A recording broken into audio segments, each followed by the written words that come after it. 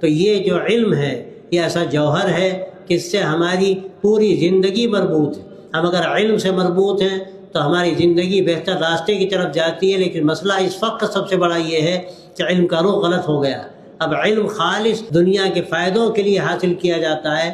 ایک زمانہ تھا کہ لوگ یہاں تک کہ جو ہمارے برادران وطن ہیں یا مسلمان نہیں ہیں، ان کے اندر بھی ایک تصور تھا علم کے بارے میں کہ کوئی علم حاصل کر رہا ہے تو فائدہ پہنچانے کی اس کے اندر اب صلاحیت پیدا ہوگی، وہ خود غرض نہیں ہوگا کہ صرف فائدہ اٹھانے کے چکر میں رہے۔ لیکن آج میں آپ سے انتہائی افسوس کے ساتھ یہ بات کہہ سکتا ہوں کہ ہمارے مدارس کا بھی مزاج بگڑ گیا۔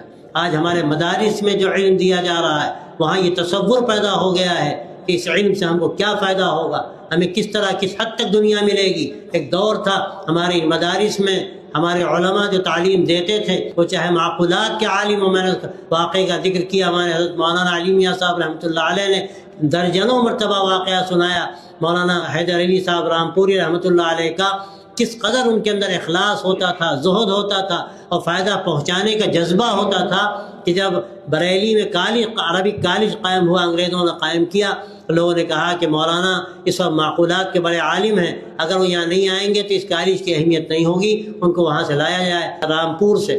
ان کو کیا مشکل ہے، جو تنخواہ بھی وہ چاہیں گے وہ تنخواہ ان کو دی جائے گی۔ نمائندہ انہوں نے بھیجا ان کے پاس، مولانا کے پاس، تو مولانا نے جب کی بات سنی تو بہت سیدھے انداز سے، ریاضی کے بڑے ماہر تھے، کی بات فرمائی، مجھے اتنے روپے تنخواہ ملتی ہے، 5 7 10 جو بھی فرمایا اس دور کی بات وہ بند ہو جائے گی۔ تو اس نے کہا کہ آپ ریاضی کے ماہر ہیں، یہاں تو آپ کو بتایا جا رہا ہے کئی 100 روپے آپ کو دیے جائیں گے۔ ہاں وہ ٹھیک ہے، لیکن مشکل یہ ہے کہ اتنے بچے یہاں تعلیم حاصل کر رہے ہیں کہ تعلیم ادھوری رہ جائے گی، تو سب کو وہاں پر وظیفہ دیا جائے گا۔ بس انہوں نے پھر فرمایا کہ ہمارے یہاں بیری کا درخت ہے، میں روز بیری کا ناشتہ کرتا ہوں، تازہ بیری کا، وہ کہتے مجھے ملے گا۔ اس نے کہا کہ آپ کے لیے انتظام کیا جائے گا، اس وقت تازہ گھوڑے ہوتے تھے، 10 کلومیٹر بدلے جاتے تھے، وہ آپ کو تازہ بیری آپ کے وہاں پر پہنچائی جائے گی جہاں آپ کو ناشتہ کر۔ آخر میں فرمایا کہ سب ٹھیک ہے، لیکن قیامت میں اللہ نے پوچھا تم نے صرف اس لیے یہ جگہ چھوڑی کہ تمہیں وہاں پیسے زیادہ مل رہے تھے، اس کو میں جواب کیا دوں گا؟ انگریز نے کہا اس کا جواب تو ہمارے پاس بھی نہیں۔ یہ اس وقت کا طرز فکر تھا، لیکن آج کیا حالت ہے؟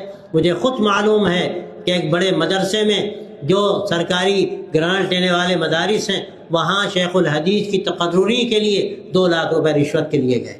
میرے بھائیوں، میرے دوستوں، کوئی جوڑ ہے اس کا کہ جو علم ہے، علم سراپا نافعیت ہے۔ یہ نافعیت چاہے دنیا کے ساتھ مربوط ہو یا نافعیت آخرت کے ساتھ مربوط ہو، جب تک علم کے ساتھ نافعیت ہے یہ علم علم ہے۔ لیکن اگر نافعیت نہ رہے، خود غرضی پیدا ہو جائے، تو سچی بات یہ ہے کہ علم جہالت ہے۔